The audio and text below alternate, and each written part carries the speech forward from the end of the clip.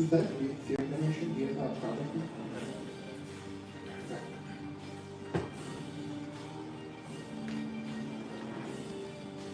If I could touch it as a typo in the original paper generation note, so if you'd like, I resent it out. You should be able to put any taxes on your product in and get a paper back. Joe, do you have a product description? I'll learn that now. Okay.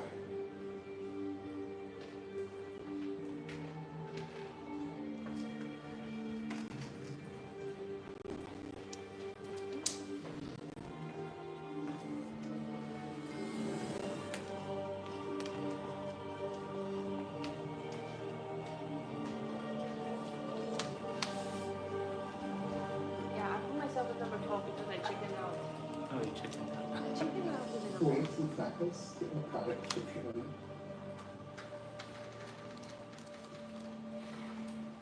That's true. I chickened. You guys have products It's not it. and description.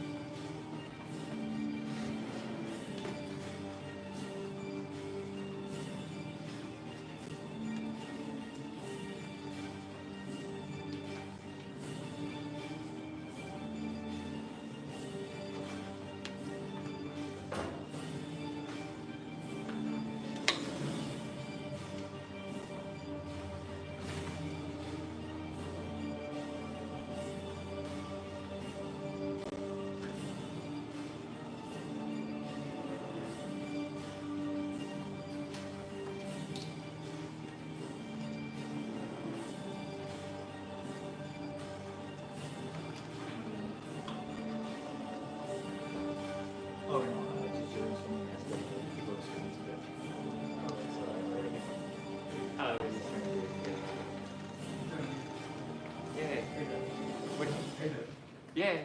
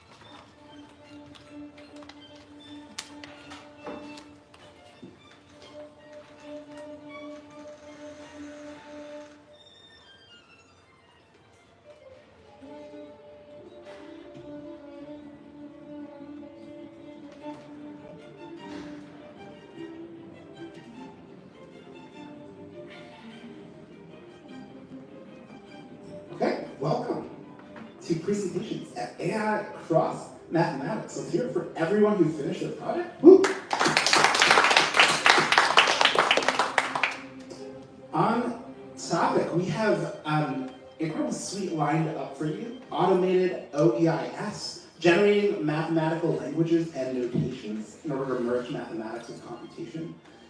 Taking the life of graduate teaching assistants by automating weekly grading breaks. Training models on past papers to imagine new papers that you or others may write. Synthetic theorem statement generator using score entropy and discrete diffusion. Signal processing, segmentation, evaluation using visual language models. Gamification of math. The use of LLMs to read papers and implement predictions. And finally, analyzing how nature processes information with wave patterns. Few ground rules for the presentations. Number one is learning. So the intent with presentations is that you show us a little bit of what's behind the curtain. That is, everyone should come away from your presentation with as much of what they need to re-implement your idea as possible. Everyone should have some deep insight in the face of what you've created. Second is, we're very interested in making progress. So do justify your project in terms of how it can lead to AI and mathematical progress. It'll be great really to understand the direction and to be inspired by the amount of work you've been able to put in and the amount of you've been able to create. And finally, there will be a 5-minute limit for your presentation. So I'll be holding you to that limitation. Any questions about those intentions? Yes. After the 5-minute presentation, I guess, will there be questions, or is each presentation going to be 5 minutes? There'll be space for one question per presentation. Does anyone have any special requests for the audience or the audience engagement of their work?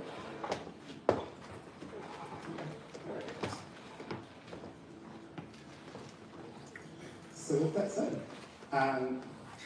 it's time to introduce our noble judges. So first and foremost, out of Coastal Adventures, Sven Stromar. Let's hear it for Sven.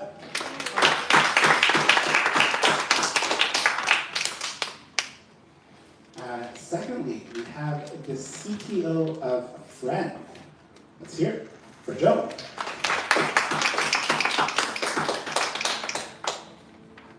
And last but not least, we have a remote coach, Judge Galpin Alanga, who's going to be coaching us judging us via the stream.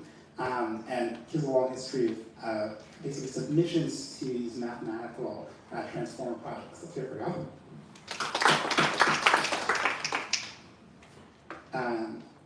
So we're going to have a session of pitches for the judges. Your instruction is really for each of you to come to a sense of an ordered list of which projects you thought were best.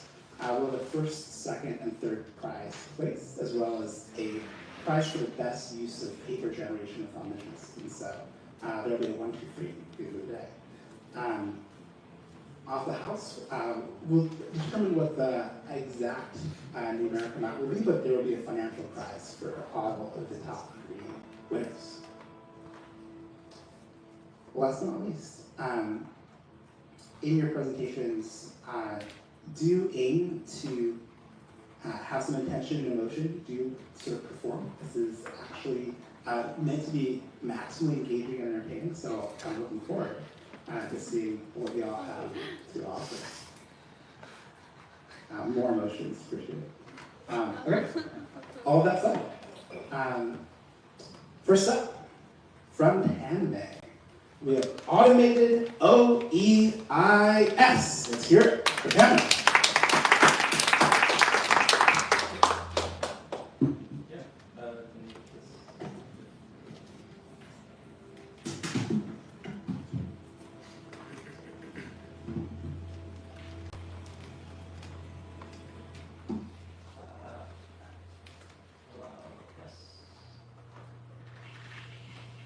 Okay, yes, so this is my project. So, as many of you are mathematicians, I imagine you've seen this website before, which is an online encyclopedia of integer sequences. It's a very useful tool. Given any sequence of integers that you find in the wild. Sure, yeah. This is the OEIS database. So, given any sequence of integers that you find in the wild, this is something simple, you can search it up, and it will give you sort of a mathematical explanation of what's going on. right? So we'll give you some comments, and we'll even give you a formula and then a lot of other information. This is useful in math research, but it doesn't contain all of the integer sequences that we could be interested in.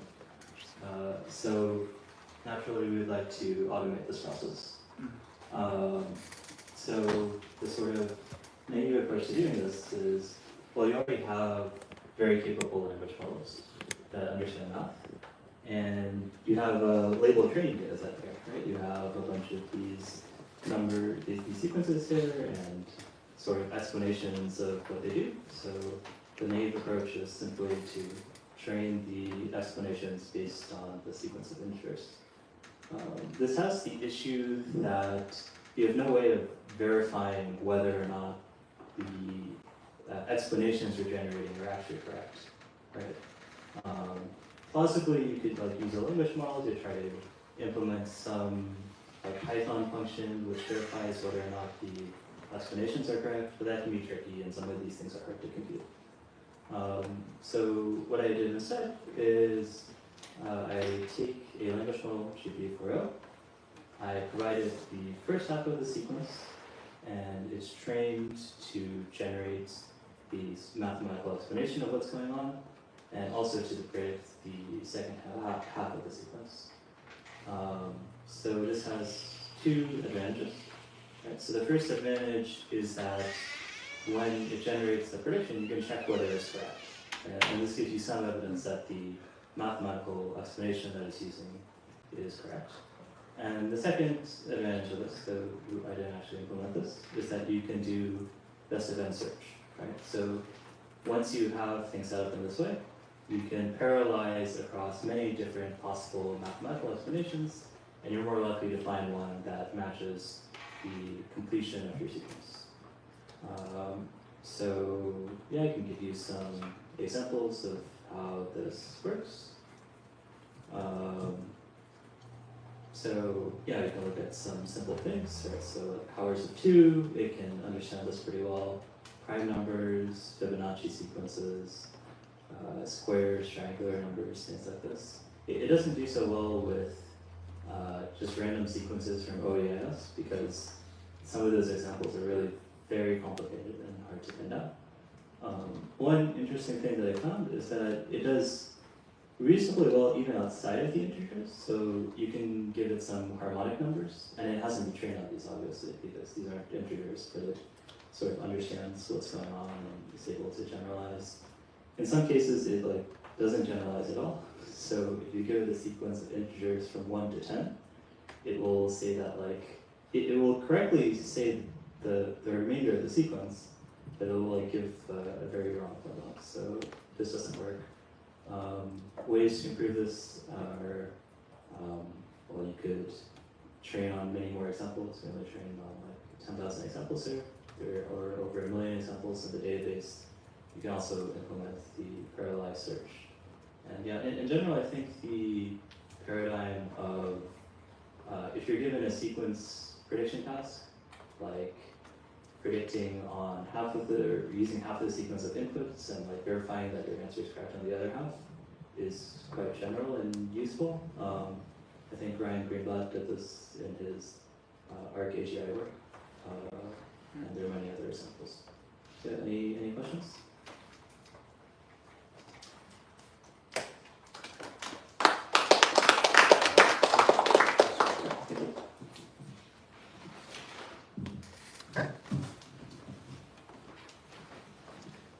That was Tanmay, automating the creation of sequences. Up next is Omni, novel mathematical notation for control flow and state in computer science, by Jeremy Nixon.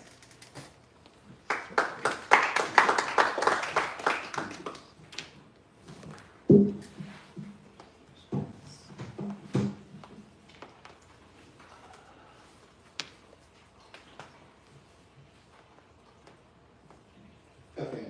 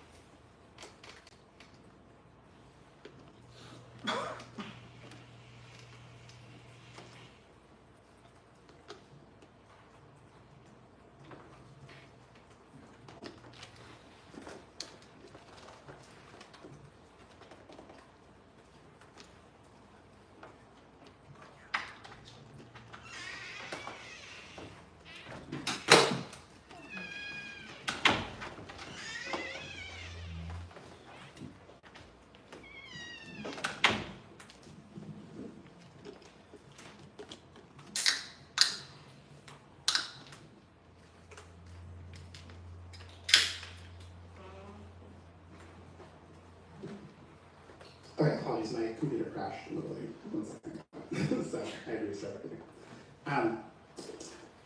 So this is what I hope is an important transition in the improvement of mathematical notation with ideas from computer science. So whoever's tried to implement a computer program in mathematics and found that with the limitations of the notation, it was pretty hard to actually pull it off. Okay, everyone's hand goes up. So shout out 1 or 2 examples of why it was hard for you to implement it. Okay, go ahead. The parameter alpha is used in like 20 different areas. The parameter beta is used in 20 different areas. The parameter theta is used in 20 different areas. Like all of the parameters are used for different things. Variable replicability, real. Dan, what do you think? Just, trying to typeset wackadoodle formulas. Yeah. Sucks, but Yeah, unnecessary complexity to straightforward things. In the mathematical framing for things, as relative to the competition. So I have 2 real hang-ups that I tried to address today. The first hang-up is basically control flow. So you'll have if statements, while loops. These all are really core tools in a programming language. But when I read for mathematics, often if you're doing something specific like a summation or a specific kind of sequence, then there's existing notation for it. But if you're trying to do something very general or generic, where you have iterators or multiple iterators, it's actually really challenging. And so the first thing that I had was I wanted to create a novel notation where there was explicit notation for the control flow for state transitions using mathematical notation. So you can see these novel state transition rules that are coming out of this LLM, this AI model, in the face of a request. The second is that I care a lot about state and transitions in state. And so there's this sort of classic assignment operator, and I'm going to use this, in this context, to implement machine learning algorithms with a novel state transition set and core symbol set. And in my case, I decided to start with convolutional neural networks because it's what I know well.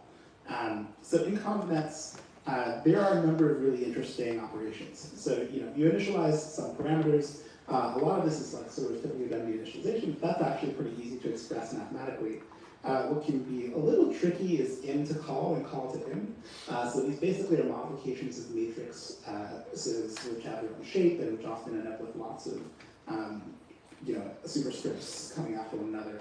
And then in classic form passing, you're iterating over the data, usually over a number of channels, and these iterations contain operations, and you also have this backward pass. So you have this gradient computation, which is doing sort of a similar operation.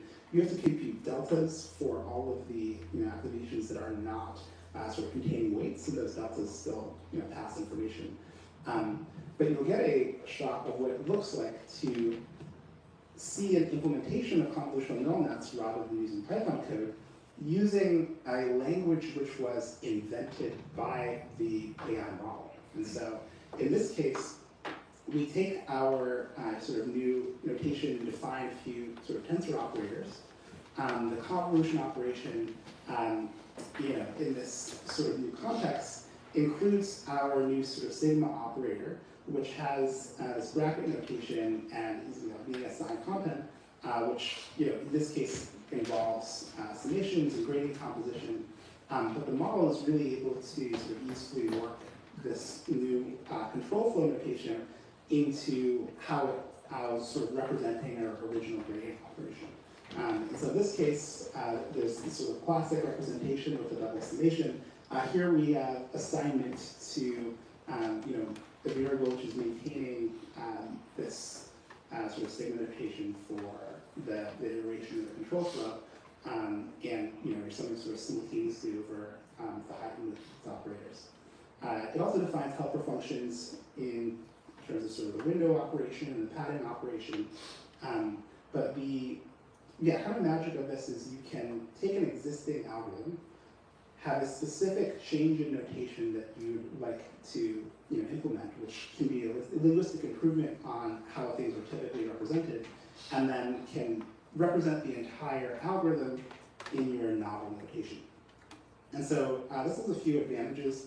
There are a number of other operators that have generate. So one was with parallelism, so I was interested in knowing what operations could be explicitly parallelized so that if you wanted to make something very efficient, you could express that mathematically, and if you gave it to a computer, you could do that. But basically this double line operator implements parallelism. The sigma implements state. This operators for sort of sequential control flow, and there are a number of other implementation considerations, but basically this is an example of having a model invent a novel notation, use it to represent an existing machine learning algorithm, and then write mathematics so that includes your novel ideas in its representation. Welcome on.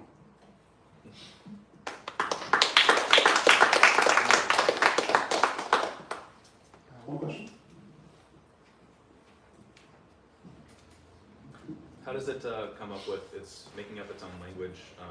Is it using the same characters or inventing new ones as well? Yeah, so I almost for fun was going to you create an emoji language, but that probably would have been too much fun. So I threw it out to exercise its own judgment, and it went for somewhat standard, so it was sigma. So this is something you'd see in a norm. So instead, it's now using that for parallelism. Usually this small sigma can be interchangeable with a summation, but it's using it for, in this case, this sort of state management. And this omega typically represents a universe of things, but in this case, it's control flow.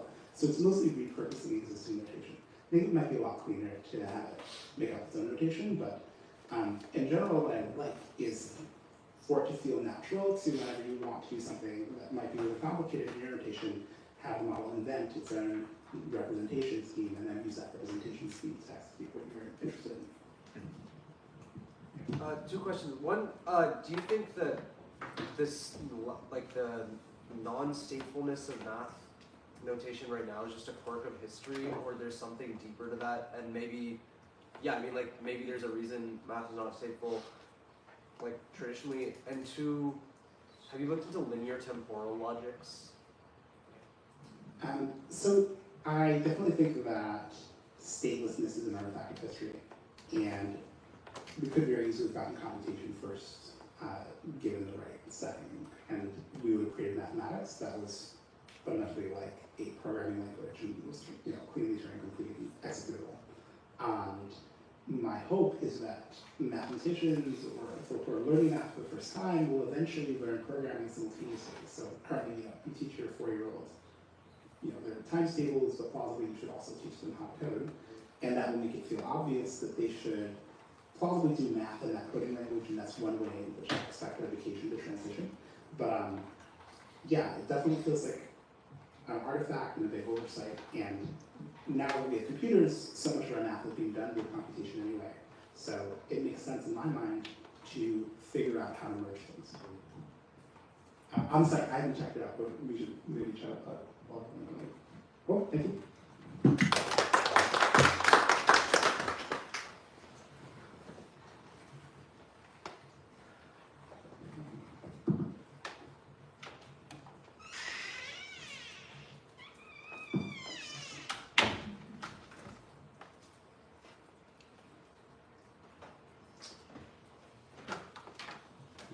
Okay, that was novel mathematical notation.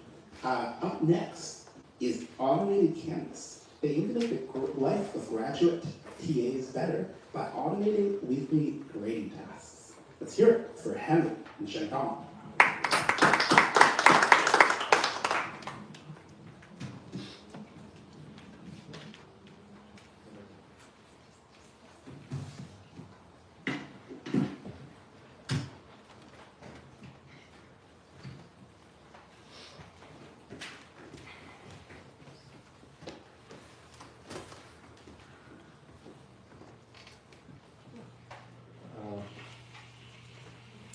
This is a very non-technical project.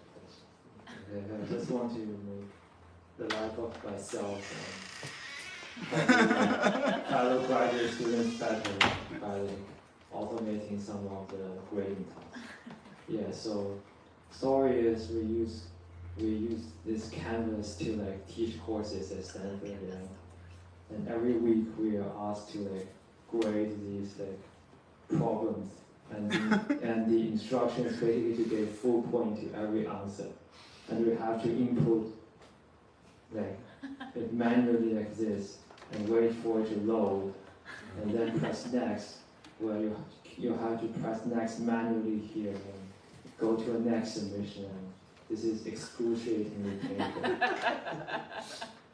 And furthermore, I think it defeats the purpose because I ended up not looking at the answer at all, so I don't know why the students are writing this answer. Okay, so to resolve these issues, I did some code. Yeah, and so basically you input the course, quiz, and the sections you're teaching, and they pose a question, and I'm grading like this question on why, like, explain which part of the course is confusing, and I just click it and wait a few minutes. Yeah. It's a bit slow right now because the Canvas API is also very bad.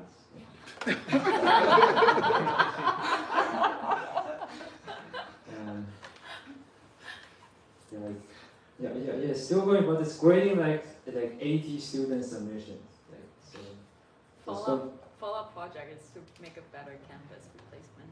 Yeah, I think that's a natural point in order to like stop these excruciating interactions with the Canvas API, which is very bad, by the way.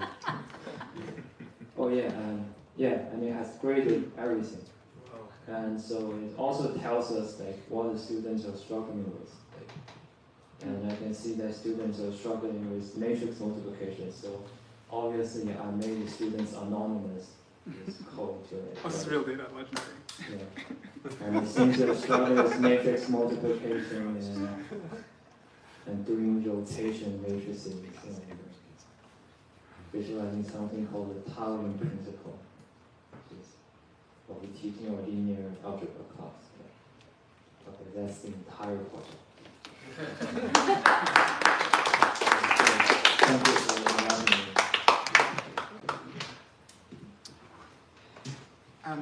What prompt did you use for the grading? And what model did you use? ChatGPT. So I just pulled all the submissions from Canvas. Oh, see. So you're not using the API, right? If so, which model? So I use a Canvas API to pull the submissions, and then I use ChatGPT's API to grade the submissions automatically.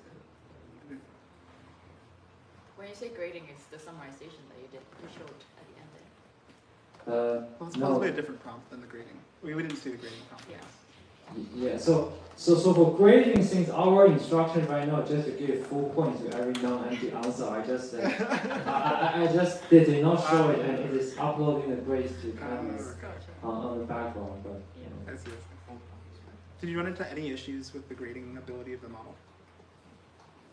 No, because the grading task is too simple. Actually, I didn't use the model to grade at all. I just tested the length of the string is greater than 0. I was expecting reading handwritten math stuff.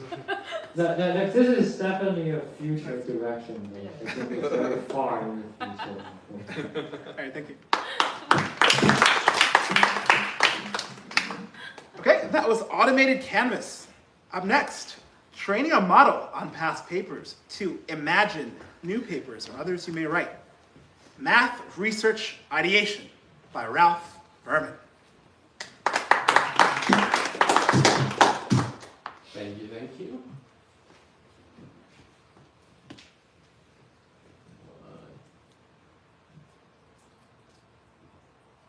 I have too many notebooks open. Having someone should have too many notebooks open. It's a common thing. You should be good. Yeah, that's okay. Alright. Great. The spinning wheel of death. Yes. So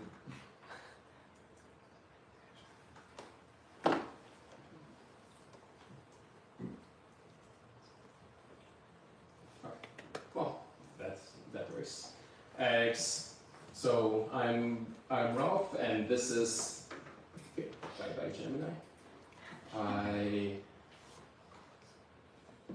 Ralph, and here we have Donald Duck in Magic Land. For those who haven't seen it, it's a great exploration for some of the lovely parts of math. So I've been working on the project I described this morning, and thanks to Omni, I have a paper for it of AI-driven aviation collaboration in early-stage mathematical research. So the premise here really is that they're talking to a lot of the researchers. One thing that comes up is that a lot of the time is really spent in the exploratory stage. It's not so much as mathematicians don't just kind of sit down with the problem and hammer it out. There really is a lot to figure out, and the big part of why you have this long, deep advising relationship is that it really helps you develop the skills to answer such questions as what problems worth writing about, who should I collaborate with on something, what would I write with a given person, what approach can I apply to a given problem. And the hypothesis I came in with this morning is that all of these are things that can be learned from just studying the history of papers. So today I fine-tuned an a Blunt parameter Llama model on 200 megabytes worth of the metadata from papers, just to see if it can fill in some of the blanks. And it needs to not only learn math, but along the way it has to learn concepts of novelty, precision, making connections, finding incremental improvements, and I think these are things that carry over into other fields. So I just wanted to go over some examples of how this looks, and then next switch over to a live demo if anyone has ideas of things they wanted to check. So first thing I checked after training it is if you give it an empty prompt, it actually comes up with things that sort of look like plausible papers and are things that have never been written or published before. These are both in physics, so I can't speak to how much they make sense, but I was very happy it wasn't garbage, and I also was very happy it wasn't just regurgitating what it had seen. And so next I started with a title. I asked it to come up with a paper titled A Homotopic Perspective on the Andre-Ward Conjecture. And there's a lot of papers on each of those things individually. I haven't found anything searching online about papers that combine these two ideas, but since it knows how to talk about each of these things individually, it comes up with some authors who might have written it, comes up with a journal it might have appeared in, comes up with an abstract. So the idea is that if you want to kind of figure out how to, if you think that there is some kind of connection out there, it will point you in the direction of people to work with, things to read, things to write about. You can also just provide it's the author, and I should actually specify that what I'm showing here is that the blue is what was given in the prompt, and the black is what it completed. So I asked to imagine some things that one given person might write, and yeah, there's kind of a lot of different ways you can play around with it. Like if I wrote a paper in the Annals, what might it be? And the subject matter is very specific to this particular author and the kinds of things that he's interested in. And you can ask it for a simple descriptive Riemann hypothesis and see what it comes up with, and who might be doing it. If that's too vague, you can try to poke and prod it in using some kind of technique, like modifiers from an infinitude of counterexamples to the Riemann hypothesis. It starts to stutter a bit with the author names, but it does try to come up with a way that you could use this approach. So yeah, and yeah, the thing that we also want to figure out, well, if I were to publish something in the Annals next year, what would it be? And not very time, but could we fit in one example if somebody has one just off the bat? So you can take any subset of these fields and ask it to kind of make up the rest. Applications of tetration. Okay, so I'll just provide a title, applications of titrations. Tetration, T-E-T. Of titrations. Yeah. Anything else you want to provide it? Year? It's tetration singular, so it's like the hyper-exponential. Yeah. So. it work has appeared in advances in applied Clifford algebras, and the applied titration is the solution of the Dirichlet problem, in the unit ball, a solution of the generalized Dirichlet problem, in the unit ball of the Euclidean space of dimension n. We show that the solution is a harmonic function, and we give its explicit form. So, something to really aspire to. Yeah, and I hope to be able to both like run it on like non-free GPU clusters and also get access to like a wider data set and also just pull up the raw tags so you can actually see what references is it expected to come into this and maybe like what will this paper look like. And like I'm not expecting to like write a paper on its own, but yeah, but I think this is something where there's not really a wrong answer, just like helping people like unblock themselves.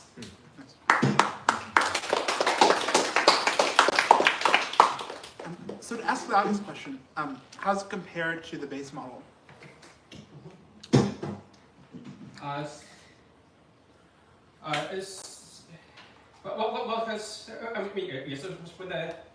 the base models, you would have to turn each of these inputs like in a specific prompt, like ask it to come up with some papers along given lines. I haven't like asked about the titration paper I did the other day. I asked like what would like Riemann publish this year, and actually came up with some like pretty interesting and reasonable approaches. But it's not really able to handle the long tail of like all the work which is out there. It won't be able to be like as personalized to the average person and yeah, but I think there is certainly room for both approaches, but in principle, like everything you need to handle this like math research is within like the smaller corpus of things that are being published, and in many cases you can do a lot better by having like a more narrow, specialized corpus of data if you don't think you need like the wider world knowledge, which I think in this case you don't need like really wide world knowledge of what are people writing on Reddit. Okay, thank you. That was math research ideation. Up next is synthetic theorem generation with discrete diffusion. Let's hear it for Justin and Yusi. I heard someone say ooh, which is a good sign. People will know about discrete diffusion, more and more eyeballs. Yeah. This up here. It's starting around Lucy. Yeah, where'd you put the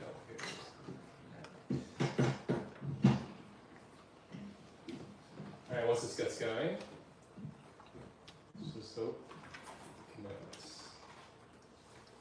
Alright, yeah, so today we'd like to present our experiments on synthetically generating theorem statements using score entry discrete diffusion. And we want to sort of talk through what we learned and kind of results. So first, want to ground the experiments with the motivation. So why do we care about synthetic theorem generation? And the reason why is because a lot of these results with really strong provers, like alpha geometry, for example, really comes down to the fidelity of the data sets. In particular, sort of the fidelity of synthetic data generation methods. And so this right here is, on the graph here, this is the entire architecture. We're focusing on this part right here, right? Given some limited theorems, how can we generate high fidelity synthetic theorems that can be used to train a better prover? And so what we've seen is that, previously, this is Metagen in 2020, they've done this, but they've used multiple networks for the generator. And, it's been a couple of years. And so the motivation is, why not just use the state-of-the-art model to make this a little better? In particular, we're going to use the score entry discrete diffusion.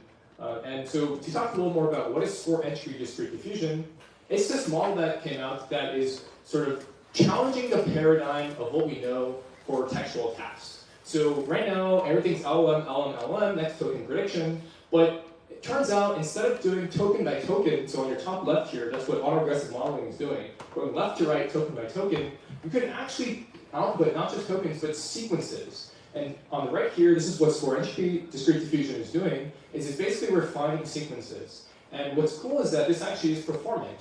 For the longest time, discrete diffusion has not been performant, Well, with score entry discrete diffusion, it actually outperforms GPT-2 with the same model class on some textual tasks. And the other good thing is that if you're not going from left to right, then you can condition arbitrarily the sequence. For example, here, you can condition the beginning and the middle, which is kind of cool. But now let's transition over to sort of what we've worked with, which is Lean. So Lean is basically the world's best way to formalize mathematics, at least currently. The idea of Lean is that you have a proof where you have a context, which is like assumption, and arriving at a goal. And in Lean, you do not prove, you prove theorems with tactics, like here you unfold the definition, and here you unfold the definition again, and then you do a rewrite, and then apply a tactic, and a proof is finished when basically the proof checker says that all the assumptions have been discharged. Now, this is what a Lean code looks like. Here we have a theorem, that's a comment, and this is the theorem's name. It's pretty long, but they follow a very strict naming convention. And here is the actual statement of the theorem. It's basically a type statement. And finally, here's the proof. Our data set is the LeanMathLib, which is basically a library of 5,000 files and 50,000 theorems with hundreds of contributors all over the world. It contains algebra, analysis, linear algebra, and number theory, basically all the working mathematicians' tools. And it's used by working mathematicians like Terence Tao. And yeah, so let's talk a little bit about what we did today. So we essentially, by tonight, we created a data set of these Lean theorems and proofs, and statements in particular, and we trained a model on this. We trained the score entry discrete diffusion model, which was performant before GPT-2 with the same model class. So here's our first attempt. So this is science, so nothing goes right on the first try. So we first actually wanted to go and generate a learned distribution of name, statement, and proofs. So that's what discrete diffusion is doing, it's learning distribution of the data. And so you can see here, counts like this, the name, the statement, and then you have this proof, which is a bunch of symbols, right? Combined. It can be much longer, so this is actually an easier example. The problem is that, learning this proof, you actually look, it's pretty hard, right? These are a bunch of characters, and the distribution, there isn't a lot of structure. I guess there is, but it's not like, in text where like these words have semantic meaning, right? This is more kind of mathematical. So the distribution to learn in terms of tokens is hard, and so we realized that the model, we had some troubles getting to work. So now what we did is did a little easier task is, okay, let's just start doing the name and the statement. So we'll generate theorem statements, which is, good because let's say you want to ideate on what are some good things to kind of like try to prove. And so this is an easier task than we tried. And so one thing to take a step back when we're running the experiments is to think, does this method make sense, right? Is this too hard? Is this tractable? Because remember, score entry discrete diffusion outperforms GPT-2, but we're used to great GPT, GPT-4, and GPT beyond, right? But GPT-2, if you remember, is actually really bad. I don't know if you can see. I might have to zoom in or something, but it's actually quite nonsensical in the text. So there is something about the fact that score entry discrete diffusion is comparable to GPT-2, right? It also trains on open web text with web text, which is much larger. It's internet data versus ours, just 45K. And most importantly, in these theorem prover, theorem generation methods, they use search, whereas what we're doing for our experiment is doing unconditional one-shot generation, right? There's no notion of a tree. GPTF, for example, does 32 tactics and do a tree with 128 goal extensions. We're just doing one go, right? So there is some context, right? Does this even make sense? Is it even tractable? So let's take a look at the results. So we look over here. So what we did is a log and we generate some stuff. I kind of blew it up so everyone can see. And so exactly what it does, it's learned this distribution to generate a name and a statement. And so Lean code, I don't know if people have worked with it before, but basically outputs a bunch of kind of symbols. If you take a look, if you scroll down here, there's some names like soup founded, equation of bounded statement, linear order. You can see they have some symbols, but definitely if you take a look, like a close look, it's not necessarily sort of well defined, right? So there's obviously still kind of work to do to refine to make this work. And maybe precisely it's the sample efficiency challenges that we've mentioned before that's making it a problem. I think probably what's going to be most beneficial to the crowd is talking about lessons learned, right? Why it didn't go as well as it could have.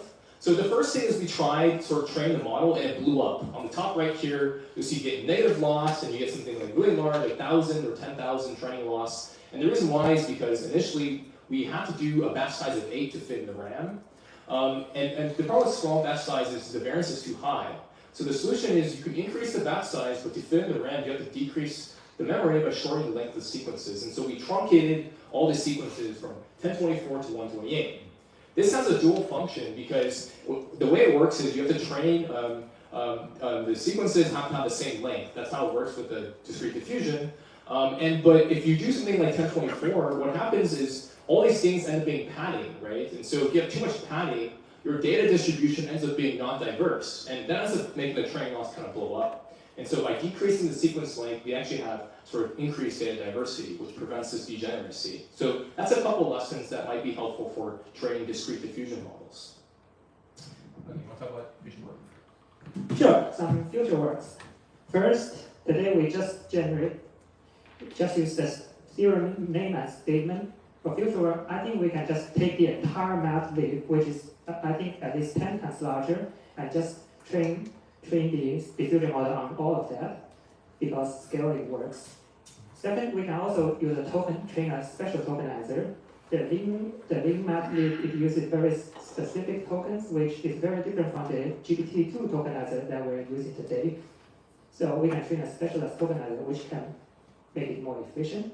Third, more importantly, we can integrate it with the Ling proof checker so that we can check that what it generated makes sense, which allows us to guide diffusion with a proof checker. Especially, it can even be used, for example, using a diffusion model combined with a proof checker and then a tree search, like this one. And so just really quick comment, this is actually the motivation initially. I thought it'd be really cool to do like diffusion tree search. But you can imagine, that's exactly what's going to make things performant, right? Every other method is doing search, and so if you can search over different diffusion trajectories and plans, then you can do something like what CalPARS is doing with sort of the syntax trees, diffusion or syntax trees. But I guess, yeah, we want to talk about the preprint. Thanks to Omniscience for allowing us to generate a paper, right? Synthetic theorem generation with discrete diffusion. And thank you all. Here's just some references, but yeah, happy to take one question or any questions. Thank you.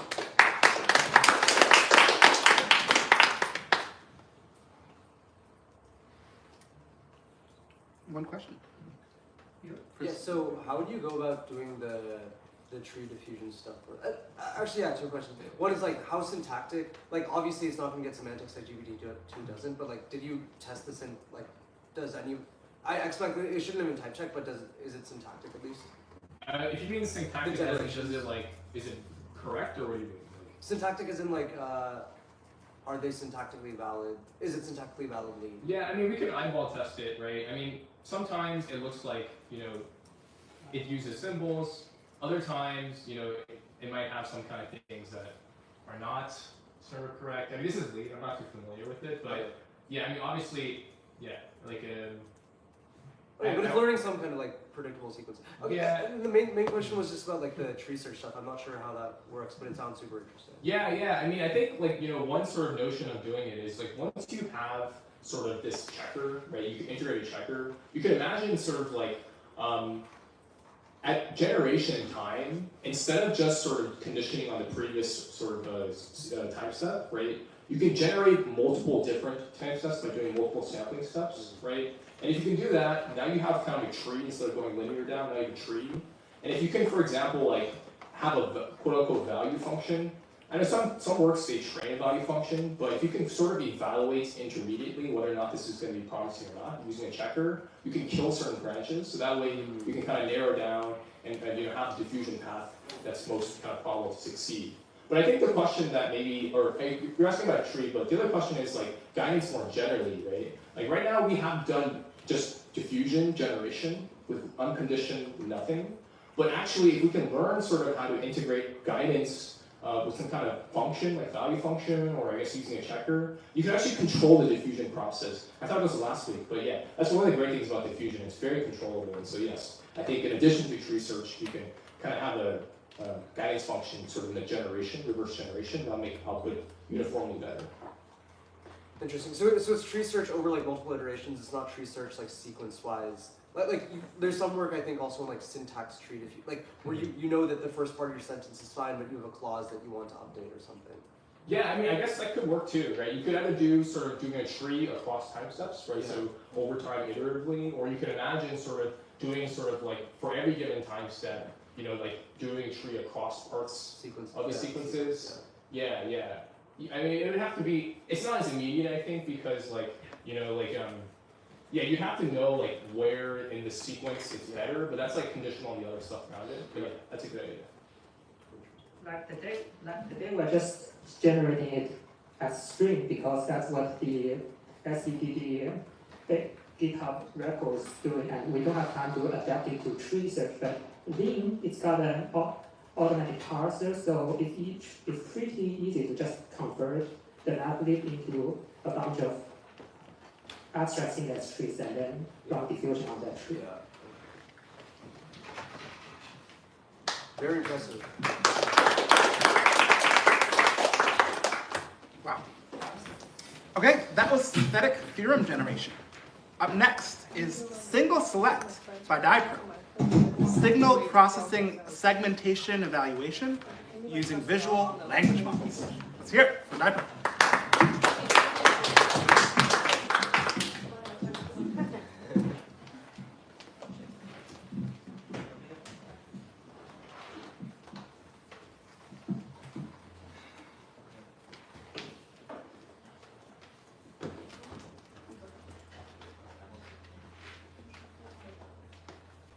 Test.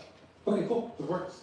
Hi, everyone. So today I'll be presenting about whether VLMs can evaluate change point detection models. In the background is kind of the preprint, so thanks to them for generating the paper. This is just kind of a just dive right in. This is just all from using arXiv, but just showing publication trends of arXiv papers that involve the keyword ChatGPT.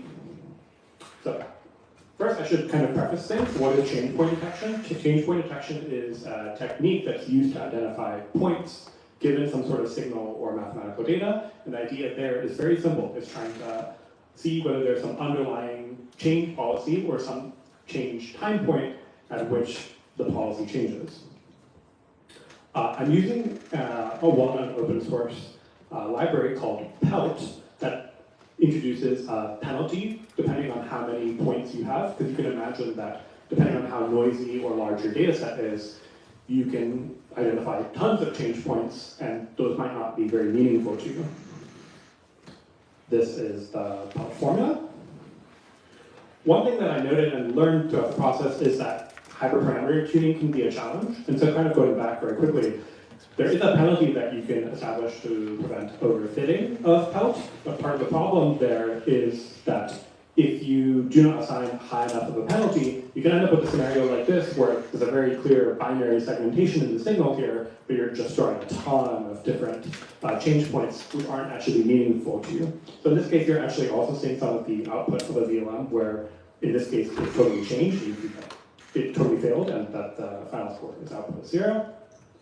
But sometimes it can also be informative. So one example I gave was from one of the subjects and topics of a project here regarding just fractals. I was looking at publication trends on arXiv regarding fractals, and you can see over time, there's certain periods of which it's going up and down, and overall, the trend is favorable. So slides are great and all, but demos are also fun. So this is an example where I just threw in Catalan numbers just to see what would happen here. And similarly here, we're seeing that there are certain time points over time where publication trends shifted favorably upwards or changed in a meaningful way. One thing I can go ahead and do now is give a different example. Let's see how that works. While we're waiting for that, because this might take a little while to fetch from arXiv for me, not that long, okay. If folks in the audience have a suggestion topic to pull, that would also be welcome. Okay, so this is something from Mandelbrot, and so over time, this is just a way for me to fetch sample data, just because getting large-scale open source data sets to look at signal data can be a little bit challenging, but this is a fun way to do it and look at mathematical research along the way. But you can see that even for the subject regarding Mandelbrot, those types of fractals, there are some notable changes over time for that as well. And there's also a function of where we can let the VLM look at this plot as well and provide us some feedback there. And so some notable things here are there's some level of reasoning, that's just the general evaluation. But two things I also wanted to return is a score from 0 to 10 of how good the segmentation itself was. So something around 8, where 10 is a perfect segmentation, is good. And then a final evaluation, which is a binary number, either 1 or 0, is whether the segmentation was promising or not. So lastly, anyone come up with any topics that they wanted to think about mathematically?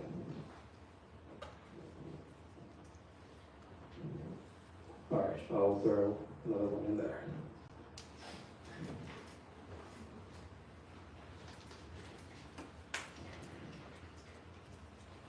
I should be a little bit careful with some topics because it'll probably fetch a ton of results. One more. Oh, this is not too long. Okay, great. Okay, cool. And there's some change points over time too, and so gradually it's climbing, but there are some notable time periods at which to investigate further. And so part of the general relevance here is not necessarily for publication data, but there's a more general aspect of, hey, if you have a large scale health monitoring data set, for example, with a bunch of like heart rate data, let's say, or maybe sleep data, or any other like electrical signal data, or just data over scale, this is something that can be useful in terms of having some general change point detection model, then throw a VLM at it and see if it was reasonable in the first place. All right, thanks everyone, and I kind of open to questions now. Yeah, go for it. So can you scroll down a little bit? Sure. Yeah, that so is like every blue and red supposed to be a change point? Yeah, so the beginning, the leftmost border of each red region is supposed to represent a change point. That's correct. It's just like,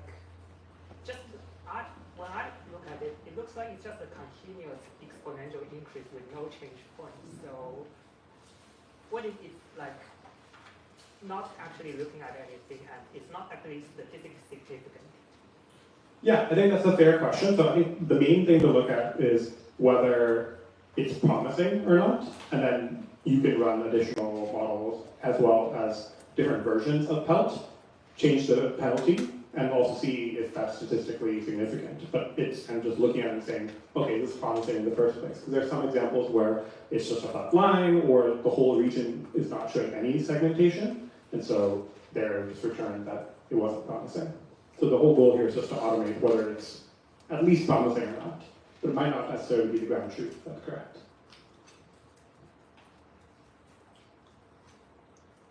Going once? All right, thanks everyone. Thank you. Great, that was signal processing using visual language models. Up next, teaching people to make better BOTEC calculations. It's BOTEC LLM by Matt.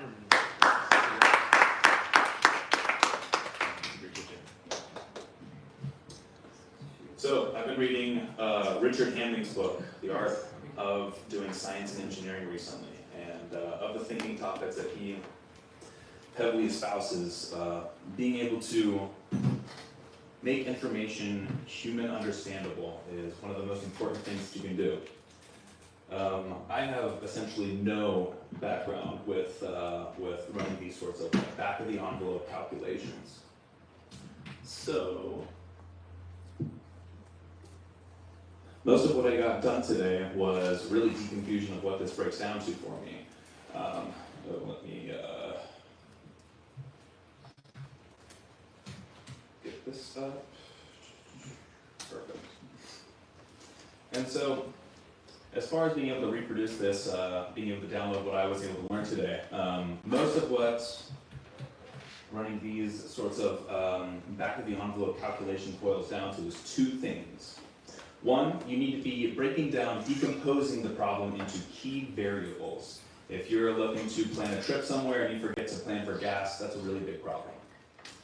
The second thing is that once you've got all these key variables identified, that's when you start your calibration of facts to see if you've determined how much gas you'll actually need. Do you need 5 gallons? Do you need 500 gallons? It's a lot of leeway in between those two. And so what I made was, let me type this out. Excuse me. I made a little thing where it's going to, a language model is going to ask you some sort of equation, some sort of statement that you need to produce this first problem decomposition statement for. So actually, yeah. So Lego bricks, how many have been produced since they were first made? Some things that I would talk about, and again, I'm just looking for the key variables in this first part of the program. I would say things like when, this is hard to do with one hand, I'll just project a little bit more. When was Lego first founded? Growth rate over the years, locations of production around the world, popularity decline, let's see, materials shortage. All of these things initially pop up as things that would be pretty heavily influential on determining how many of these, how many Lego bricks have been produced over the course of time. And so what I get back is this evaluation to see how well I did or did not do. Completeness, no actual calculation, that's fine. Missing some numerical components, okay. But relevance, most identified factors are relevant to the question. That's a relatively good thing. Yes, okay, and so, all right, I got about 5 out of 10. I would have given myself a little bit higher, to be totally honest. But, yeah, so that's the first part. I wasn't able to get as much done as I would have liked. What I would have wanted to see is if you have a specific subfield that you would like to get to know better, then you could enter that in and then start getting asked these back-of-the-envelope calculations about that subfield. I don't know anything about ring signatures in or spelling in cryptography. I don't know anything about this, and so now what's going to happen on the back end is a list of these questions are going to come up. How many CPU cycles would be required to verify a ring signature with 20 members on a modern processor? And so, 1 minute? Yeah. Perfect. And so I would go through the exact same thing, and then what I was hoping to get done is essentially have this ragged out, where whatever your question is, it goes and fetches some papers on this topic and gets some actual real-world numbers on this field that you would like to learn about. And as it kept going, it would kind of coach you through what the relevant pieces were, some things, some crucial considerations like the gas, I guess no pun intended, from the first example, what these crucial considerations you should be thinking about that you may have missed. And that's the program.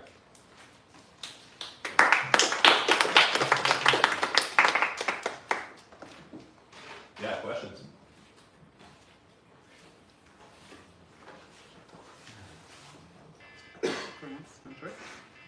Perfect timing. Okay. That was Botech LLM. Up next, we have Lily Sue's Market Metrics, Monte Carlo simulation on business ideas generated on Reddit. Let's hear it for Lily.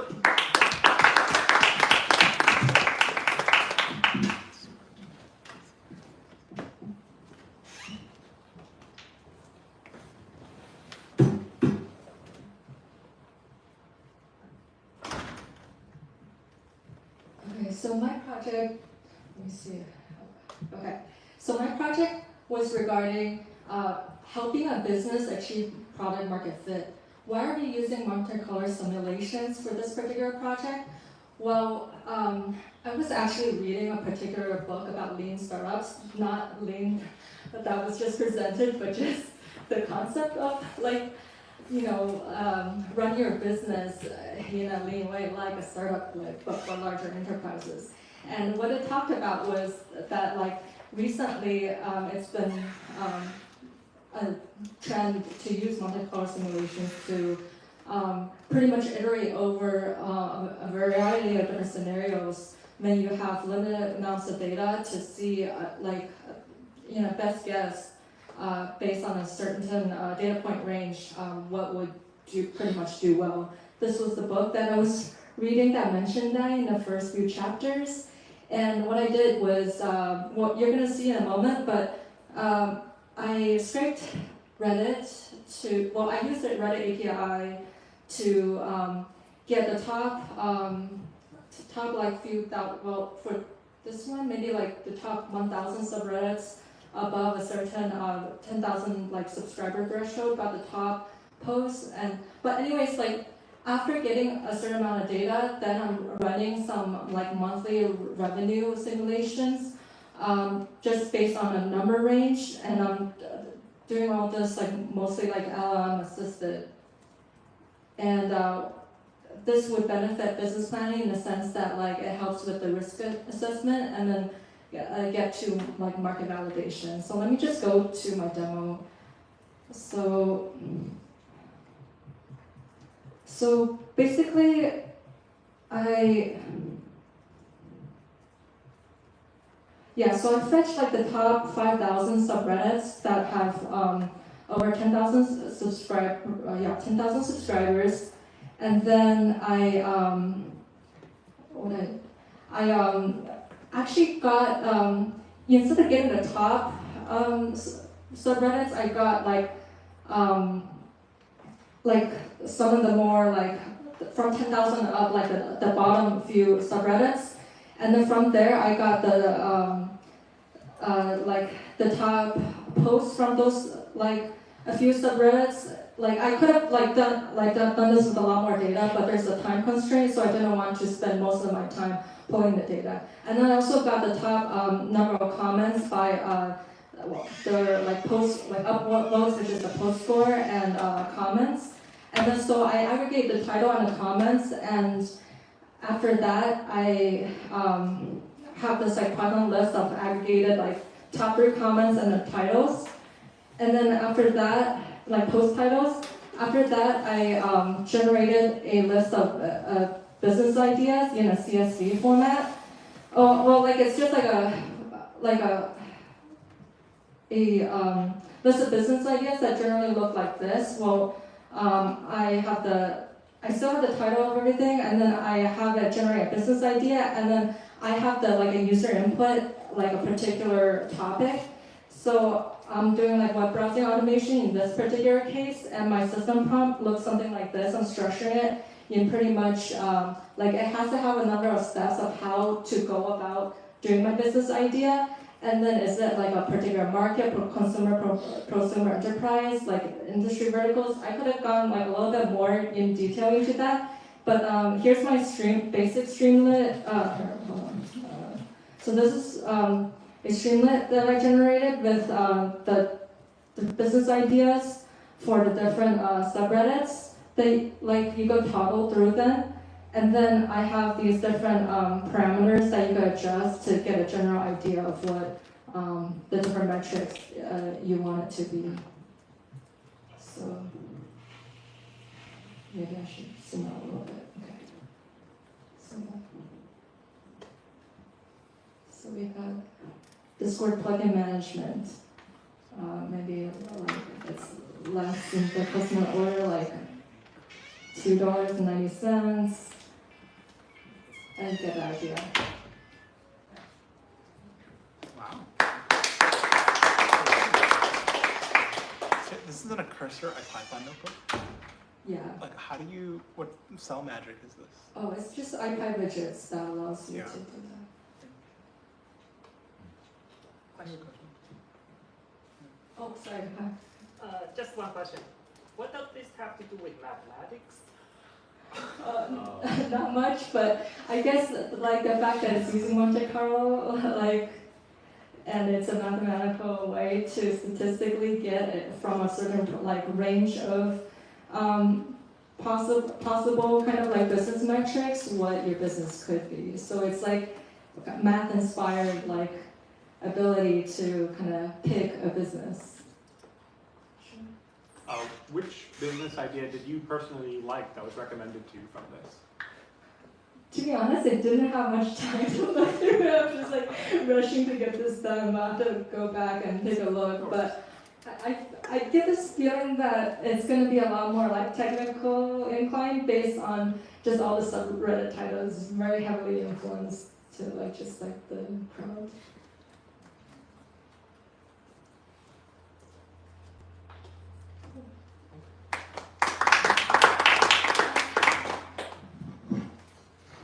Okay, that was market metrics.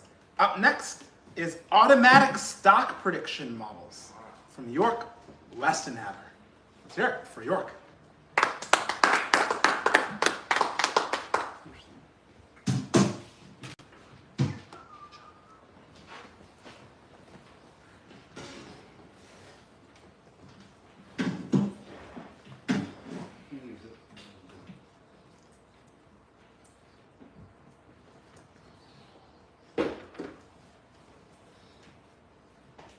I'm giving away the future. All right, so I renamed it, but Automatic Stock Market AI Improvement is really more what it is. I'm York Westenhaver.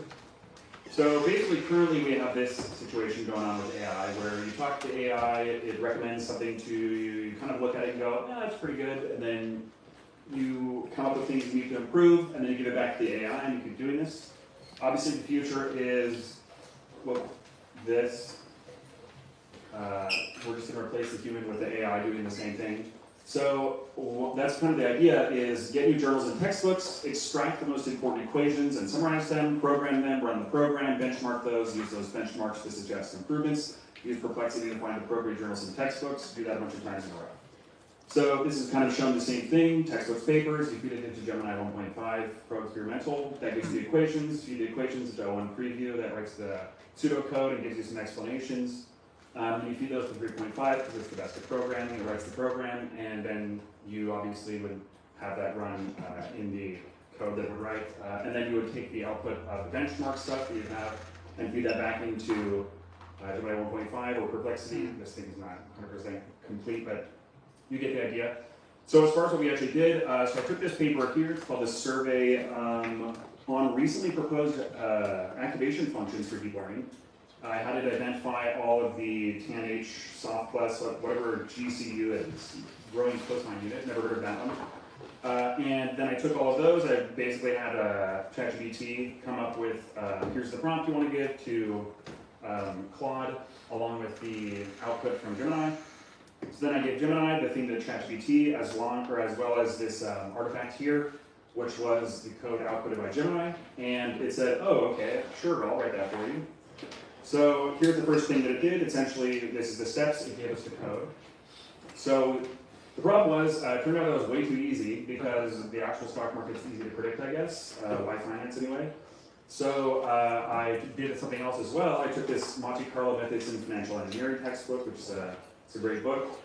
And then I did the same process, and it came up with some synthetic stock prices that have a bunch of really cool things in there, some pretty sophisticated math there. And so it was able to come up with these really nice marginal distributions along with autocorrelation and jump diffusion processes and all these really cool things. So then we actually started to see some interesting stuff here. We started to see that, and I didn't like mess with any of the code, it was all AI generated. So you can see here, Sigmoid sucks, what a surprise, but a lot of these other ones are pretty good. And just a little bit more information. Something I learned today that you can all take away is at least the time series prediction, this MISH activation function is actually really good. In fact, it's better than ReLU is. And I've never even heard that, but it only took me like a few hours to actually find that out. As well as this NCU, these are all based in neuroscience, for what I understand. But here's some other interesting looking things. I don't know if you could actually make money with this. Like, my expectation is probably not, just because there are other things that matter. One, given a prediction is good, the hardest part of making money in the market is what do you do with the right prediction? But the point is that all of this kind of stuff would be extremely useful for a large language model or a human to identify, oh, this, maybe it's offset, maybe it's just doing trend following, whatever.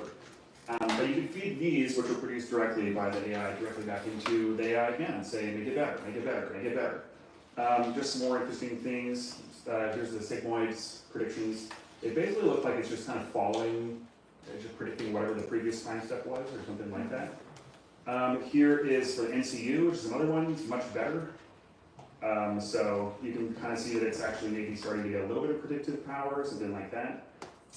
And yeah, so those are the results there. As far as the future goes and what the purpose of this is, so we want to automatically integrate new algorithms into Alpha Fund to predict the stock market to make our customers higher returns and lower risk. So at the end of the day, that's the purpose of everyone. So here's our paper that we wrote. It's actually pretty sweet.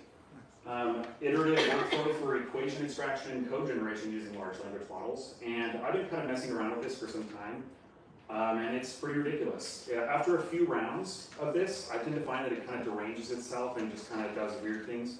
But you can definitely get a lot more out of it if you give it like 3 or 4 iterations of this. But the stuff that it spits out will be considerably better than what it would otherwise do.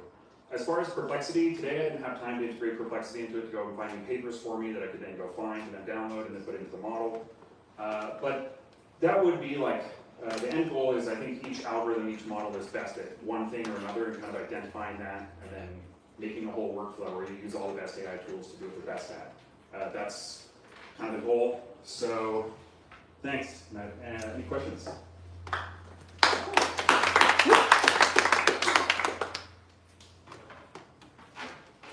How does it compare with some simple method like just predict the previous 3 and then linearly? In my experience, LSTMs are okay. Like, once again, it's actually not very hard to make an algorithm that can predict the stock market. The hard thing is, given that prediction, what do you do? Like, what's the optimal portfolio? That kind of stuff requires not the same kind of math. So, like, in my experience, it's actually less about, like, it's more about what is your objective, what kind of risk tolerance do you want, what kind of metrics do you use for those. But it's probably better than anything like any kind of like linear combination of some sort of like ARIMA model or any kind of nice derivative of that or some Garch model. It's better than that. Very cool. Thank you. Cool. Okay, last but not least, Mathematical Brilliancy, a mathematical video game for competitive mathematical creativity by Jeremy Nielsen. So I just sent out over the Slack a video game for all of us to compete in for the next 5 minutes. I request that one of our judges come with me to the stage to compete. Sorry, I didn't put myself on the list, but can I yeah. do something? Okay, you can go after. Yeah, please add yourself to the list. Okay, I didn't figure that out. Yeah. And Hold on, sorry. Can I call out? There was a music synthesizing with math earlier on the sheet. What happened? Was that you guys? what's up? No, it's not. You can talk about it. Sure.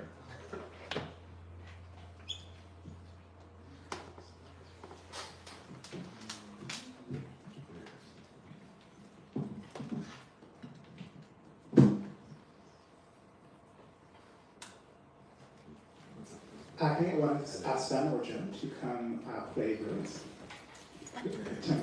Okay. Great. So basically, I'm sorry. So I just sent this game to everyone.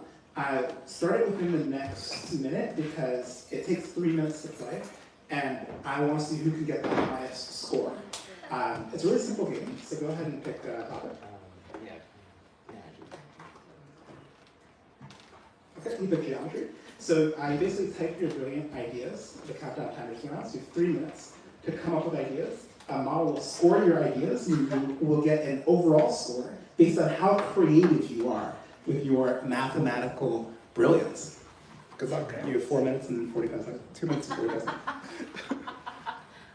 And let's see if anyone can get a score that performs that. No, my performance will be trash.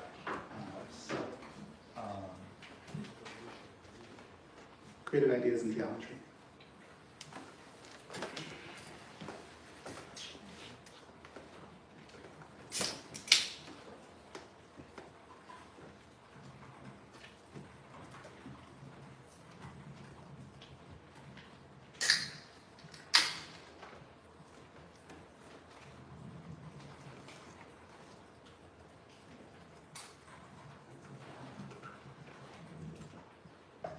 How long do they have to decide? Do I use anger? 2 minutes left.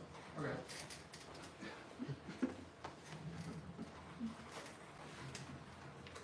score of 73 on average.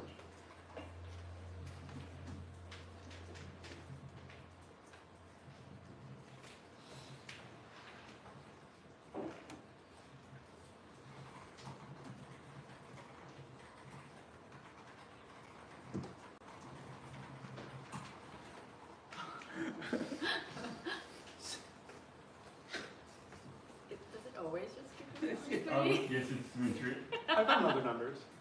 It definitely gives other numbers.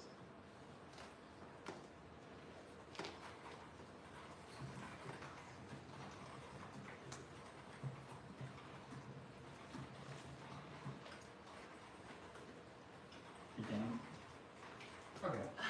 Mostly.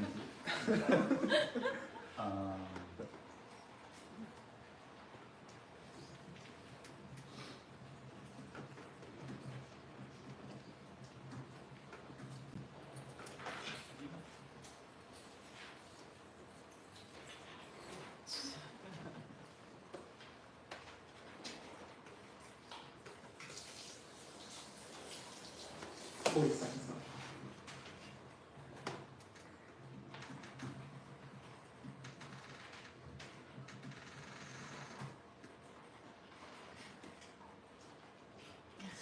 Okay, no, that was 23, yeah. How does my crumpled paper ball look in non-Euclidean spaces? What is it? How does my crumbled piece of garbage look in non-Euclidean spaces? In various non-Euclidean spaces. Seems to be in the spirit of fun geometry.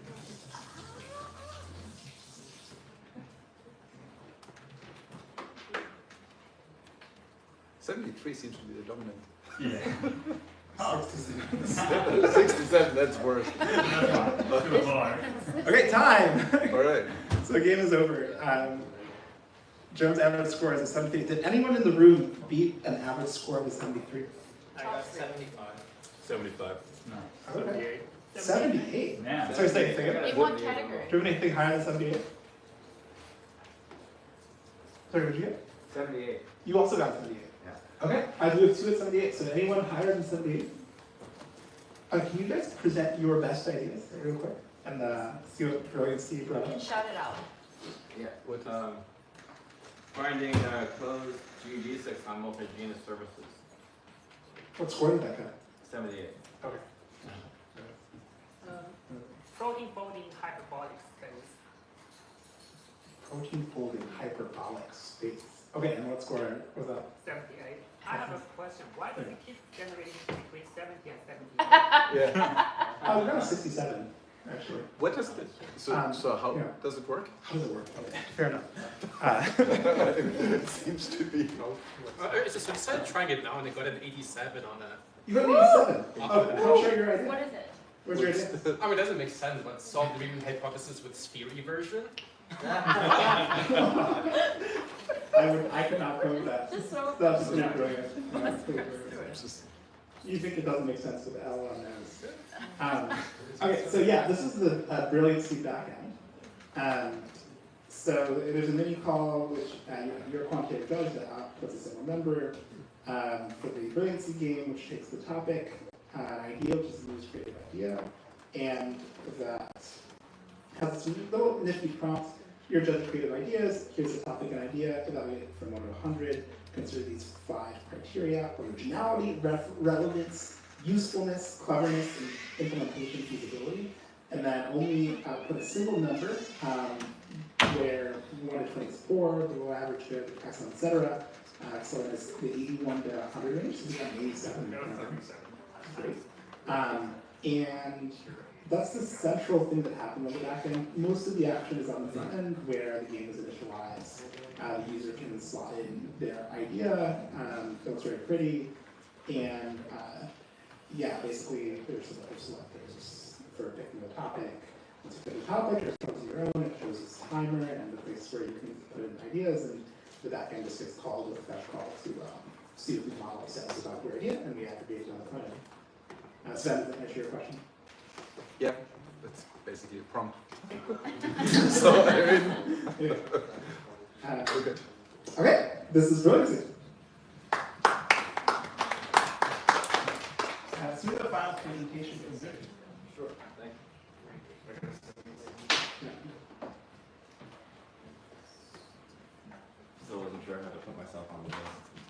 SMS on my laptop. My laptop sucks. Those are right. Hi everyone. There's the house. No, it's on the other side. You missed it.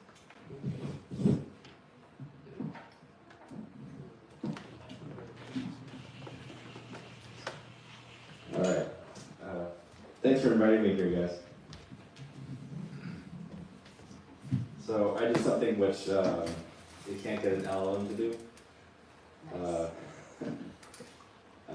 Okay. So I did a project on polytopes and taking slices of them. So we all know what this is here. It is a cube, and taking slices out of that gives a two-dimensional square as slices. You rotate the cube, then you get a equatorial slice, a perfect hexagon coming out. So that's fun. I mean, we all kind of know that when you take a cube and you project down at an angle, you get a hexagon on the projection and the shadow.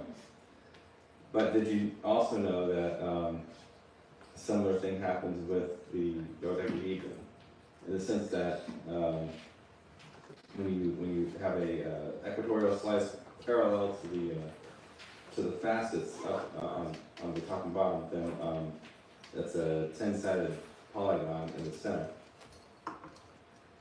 But if you rotate it such that you have a vertex facing up, then you also get a hexagon in the center, which is pretty neat. Which is something I didn't know before starting this project. So it's not true for an icosahedron, but you do get non-regular hexagons sometimes as equatorial slices, and a whole lot of other things as well. So moving to the next dimension. So this is coming from I wrote a complex polytope algorithm for arbitrary dimensions, and I get the LLM to do that.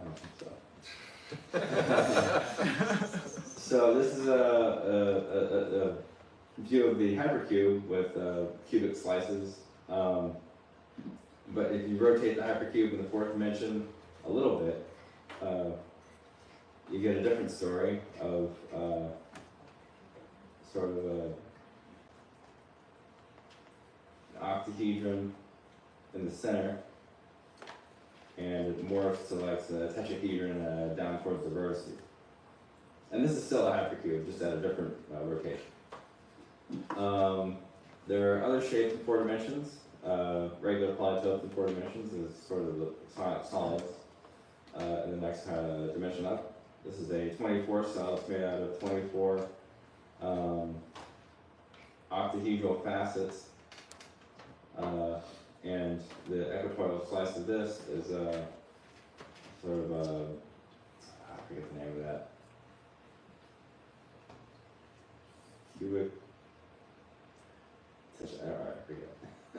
Cube octahedron, that's what it was. Okay. And finally, a 600 cell. That is, if you take 600 tetrahedron in 4 dimensions, you can wrap them up and stack them, and they kind of close up to form a sphere. And the equatorial slices of that are these very large, very interesting, very beautiful convex polytopes. And sort of the money shot is this nice render. And yeah, thank you very much.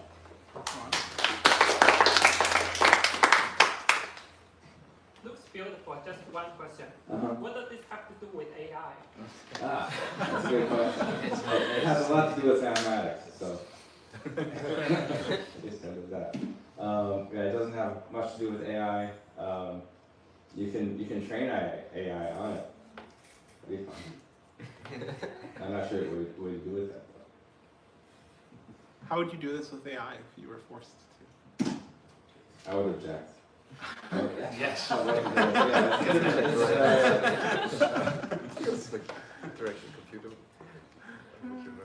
It's a direct computation, you know, it's like this direct, like geometric, here are the vertices, I don't know. You know, well, is this implementable in AI? Like, what would be the inputs and outputs? That's a question. Or, you know, is there valence? Yeah, I mean, I've seen things like this in WebSig. I don't know how much you've spent time with it, but it basically is this complex, like HTML and CSS generator, which can create incredible transitional geometric experiences. And so, yeah, perhaps I would like to grab the text of your talk, WebSim, or the web simulator, and drop it into WebSim, and it'll create even an interface for you to play with the geometric forms that it's creating. So. Well, that's something we need to do anyway. There you go. All right, thanks guys. All right, let's hear it for 40 polyhedron. Okay, that was the final presentation. Our judges will confer for the next 5 minutes. Do feel free to chat and hang out until we hear the judgments. We're gonna bring you guys downstairs. And bring, can you bring Dalton with us? I couldn't type in. I tried to know anything about this program for math until I was like 21. And so I used to type like this. Hey, Galvin, can you hear me? I just stopped myself to type. That's why the keys are linked, so I couldn't. Oh, nice. Well, can you photo that? I got a different paper originally. Yeah, no, oh, sorry. Well, it actually was like a bit of a troll. This is what it actually said. Oh, I see. That's okay. That's not orange. Oh wait, really? You like? Yeah. Oh, you cheated! Oh, he's protected. Oh my God. Yeah, no, I tried to do it with the. I tried to do it with a prompt first. It liked it, but somehow that's why. That's so funny. That's really clever. Stalled out a bit now, it's like 90-ish. We didn't type around to get fast, but 90's That's faster than me. I think I might say something. We can play some passing. Yeah. Yeah, type racer and center. I did during your distance classes. All this is type racer on the teacher's class. We're learning about type racer.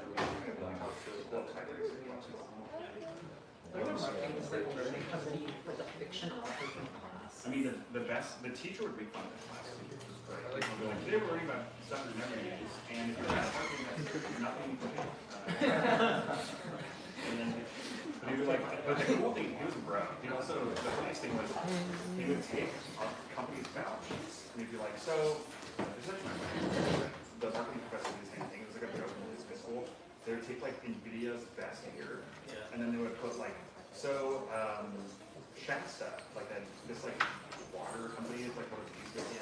You're like, hey, $8 billion for the last quarter net income. They would take like these, or they take like horrible companies and be like, oh, lost $800 million, blah, blah, blah. And then after he like made these jokes all the time, it turns out that all the companies that were like really, really badass that he had on there actually came and talked to the CEO of Taco Bell. Oh. Yeah, he was cool. He and the entire executive team went around to every single Taco Bell in the entire world. They ended up walking to Taco Bell. It's like, You guys, while we're waiting, can we all help clean up for just 5 minutes so that, yeah, basically, if it doesn't take me forever to clean everything up, but actually, if I let's have perplexity. Is your 4D code, are you going to put it up on? How many Taco Bell was there? Because I learned some things just watching it. Yeah, online. My guess is we're about, ooh, 8,000. We're about high concentration of Taco Bell. 880 Taco Bell. Oh, yeah. There are 52 states.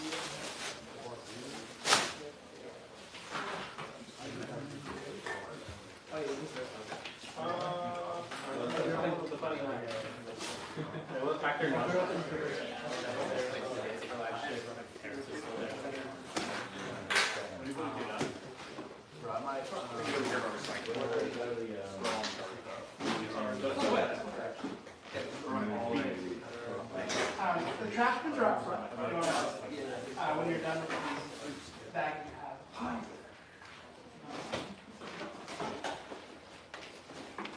What do you want to do? What do you want to do with this like residual food here? It's good this long, it's probably not much more than.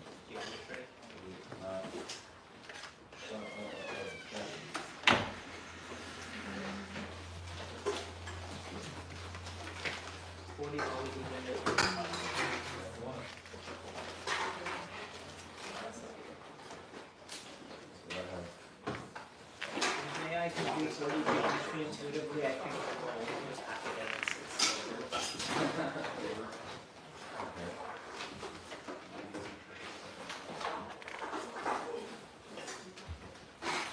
If you can visualize exotic artwork.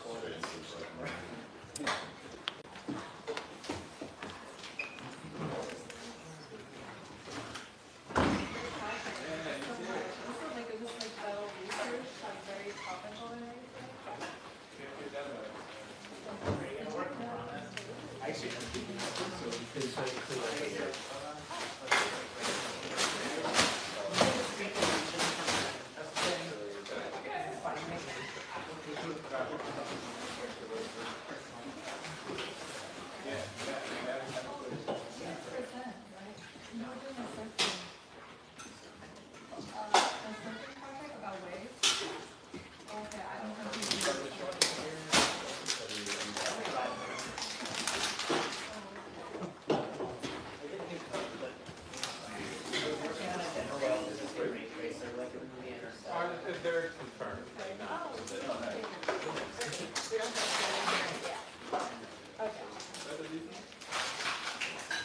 It's like a pretty good system before people are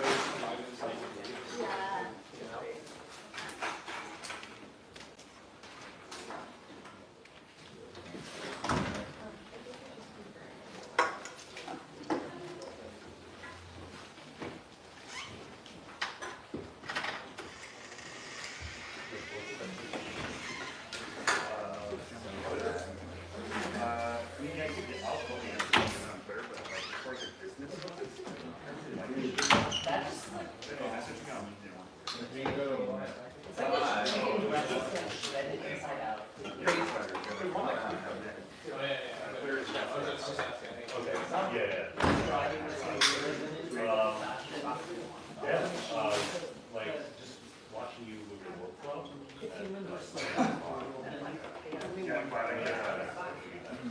You gotta give it a like best thing to do in the morning. Get up in the morning, go for a nice walk.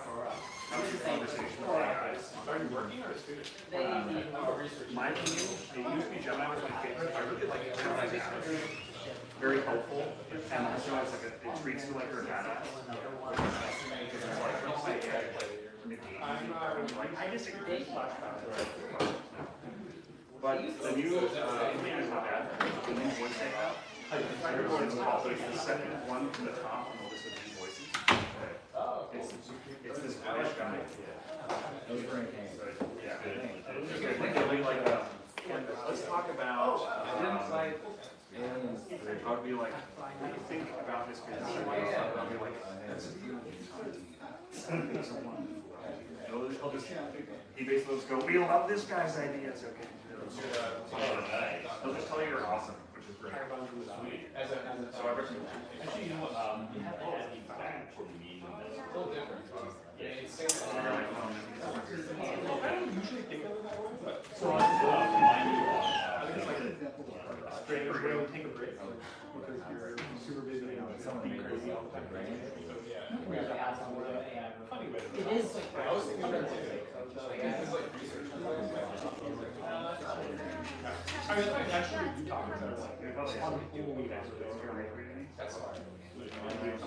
There you go. Hey, I'm learning something from you. Being this. Godspeed. You're working so hard that you forget. Like watching my family. Yeah, like watching that bus and forgetting everything. Yeah, no, I'm also okay with that. For another day. Was there anything surprising that you found very positive? Yeah, sometimes it would start, I had to like fix it, it would like hallucinate if there was like no segmentation or change point found, it would still be like, yeah, there's something there. Like, figure that out.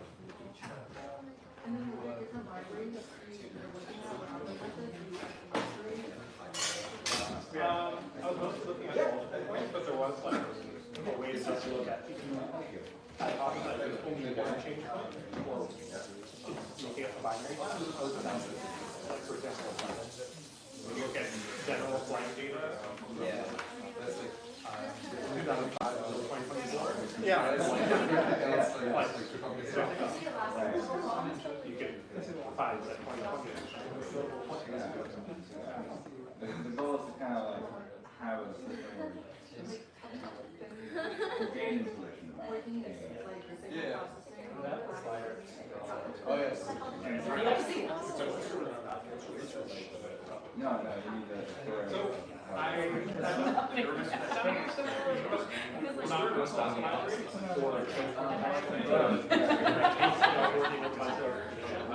they served us when they had like changed the surgery and stopped communication policy. And we were trying to figure out how to do that. And so like the other method to find the input that data and the doctors look at it. That's why I've set up the back on there was no ground truth there, but you could use that.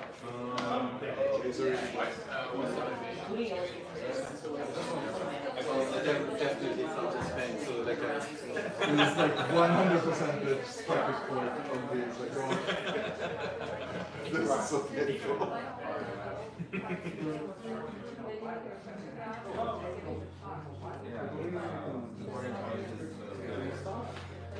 If there's like a biotesting like maybe there's like 2 points in a YouTube video that you have some videos, yeah. I mean, like that's somewhere it's like, because I know like when you hover on the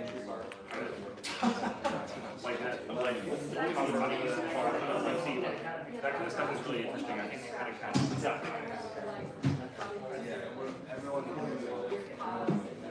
Yeah. And that's a lot of times there is like a noticeable change in the video.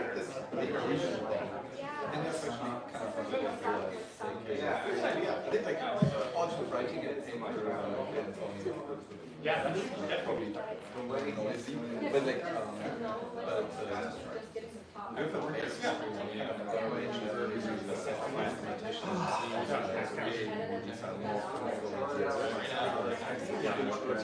I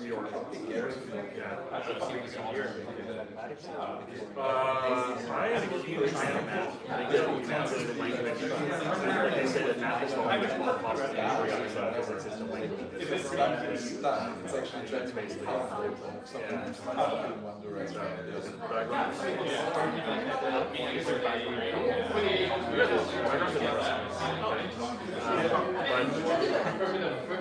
background's kind of crazy. I like listening to a lot of different things. But I basically, my company, we sat down and said, what is the highest margin product that we can explain this is AI? So with AGI, we said this is probably the first one. We did that probably 20 years ago. So when I first kind of thought about that, was like, what's the best product? What's going to make us money? And I was like, the AI. Can try the inverse. So one of my favorite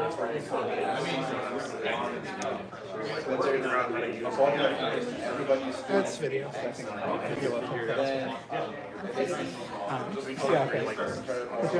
I can send it to a handshake.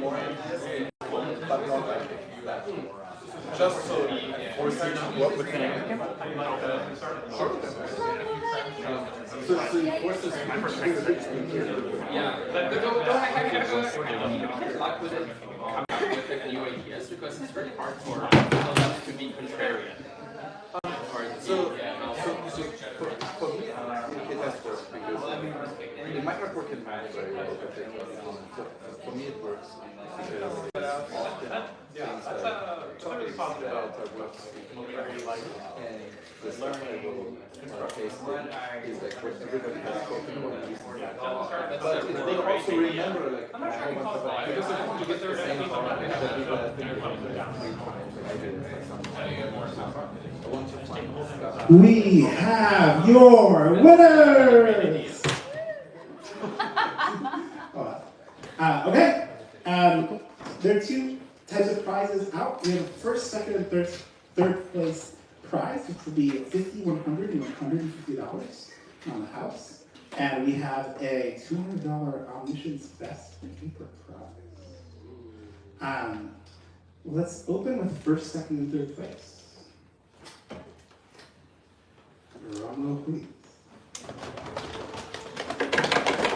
In third place, a very innocent, humorous group of students aiming to make the life of graduate PAs a little better. Let's hear it for Automated Canvas by Shentong and Henry. Love to grade papers. I love to write papers, that's nice. Great. In second place, training a synthetic theorem statement generator. Using score entropy discrete functions, it's Justin and Yusuf. Come forward and shake hands with our honorable judges. Quick photo op. Yeah.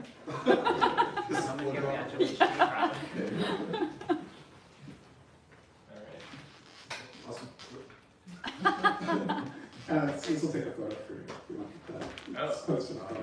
Just quick, 1 second hold. Cool. And last but not least, drum roll please. In first place, training a model on research papers. It's Math Research Ideation by Ralph Furman. Yeah.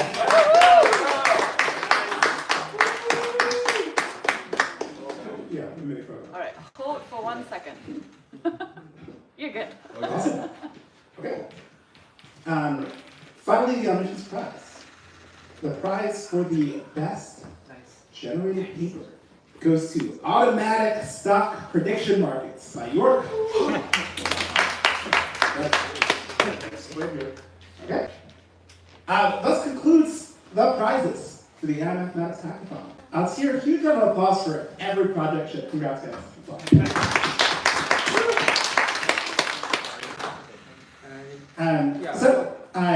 That concludes the mathematics hackathon. Hopefully you all had a really glorious evening building your mathematics projects and met some fantastic and brilliant friends who you can do math on the weekends with.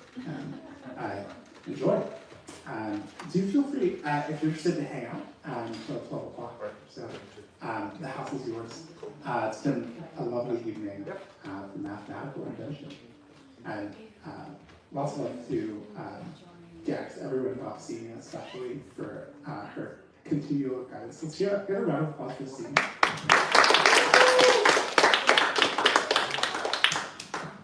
And with that, I declare the AI Math Hackathon complete.